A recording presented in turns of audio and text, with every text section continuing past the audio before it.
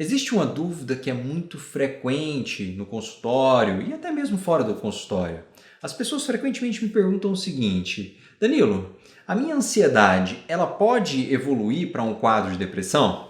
Meu nome é Danilo Borges, eu sou médico psiquiatra e eu vou responder essa pergunta agora.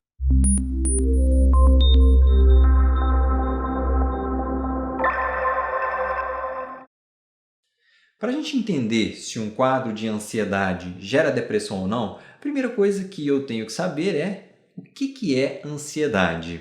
Ansiedade é uma resposta emocional que o nosso organismo tem diante de alguma situação que ele considera perigosa, aversiva.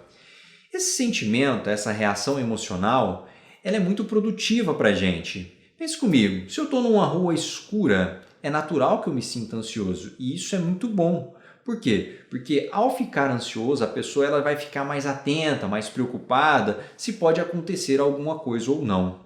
Agora, a partir do ponto em que a pessoa tem uma ansiedade sem um motivo muito claro, se essa ansiedade ela é excessiva, muito frequente e duradoura, pode ser que essa pessoa tenha algum transtorno de ansiedade. Para a gente saber diferenciar se uma ansiedade é normal ou se ela não é normal, existem alguns critérios que a gente pode utilizar. O primeiro seria a intensidade. Será que o que está desencadeando a ansiedade aqui, ela é proporcional à resposta que eu estou tendo diante disso? Então vamos colocar situações. É muito comum a gente ter uma ansiedade diante de falar em público. Se eu vou falar para uma plateia muito grande, é normal que eu tenha ansiedade. Agora, se essa ansiedade é muito intensa, a ponto de eu não conseguir nem elaborar uma frase, elaborar um pensamento, se eu começo a me preocupar muito com o julgamento alheio, com sentir constrangido no meio dessa situação, pode ser que se trate de um quadro de fobia social ou transtorno de ansiedade social. Percebam que essa intensidade está desproporcional ao evento em si. Uma outra característica, se está causando muito sofrimento. É normal, de novo, que diante dessa plateia eu me sinta ansioso. Agora, se eu começo a sofrer demais com essa ansiedade, se isso começa a causar muito desconforto em mim, talvez trate de um quadro de ansiedade patológica, de não normalidade. E uma outra característica que é muito interessante é pensar que a ansiedade patológica ela gera prejuízo. Usando o mesmo exemplo, se eu sou uma pessoa muito preocupada, muito ansiosa de falar em público e não trato isso, é lógico que diante dessa situação minha performance vai cair. Eu não vou conseguir elaborar uma frase adequadamente, eu não vou conseguir expor minha ideia adequadamente. Então algumas pessoas começam a travar, dar branco ali na frente dos outros.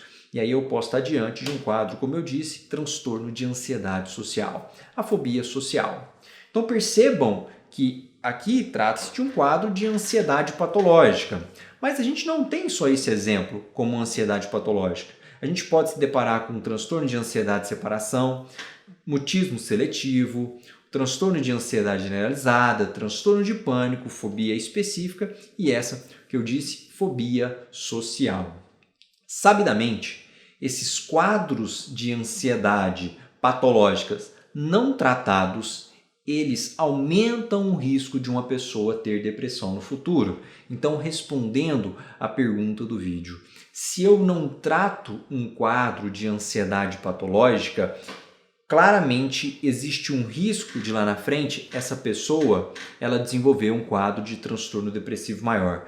A depressão. Quando eu estou diante de um quadro de ansiedade patológica, aumenta o risco em até 3 vezes dessa pessoa desenvolver depressão no futuro, comparado com aquelas pessoas que não têm algum transtorno de ansiedade.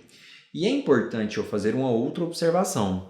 Muita gente acha que um quadro de ansiedade vai virar depressão. Não, não é isso que eu estou falando. Essa pessoa ela vai ter um quadro de ansiedade associado a um quadro de depressão. A gente fala em comorbidade. Então, um quadro de ansiedade é um fator de risco, ou seja, é um fator que pode levar a pessoa a desenvolver depressão. Essa comorbidade, inclusive, é muito frequente no consultório, muito frequente na prática clínica. Então, se você sofre com essa ansiedade patológica ou algum conhecido seu sofre com ansiedade patológica, é importante tratar esse quadro através de medidas que são farmacológicas, como remédios, e não farmacológicas, como uma psicoterapia, para prevenir a evolução para um quadro de depressão. Mas não só para isso, obviamente. Afinal de contas, os transtornos de ansiedade causam sofrimento e prejuízo no funcionamento do dia a dia.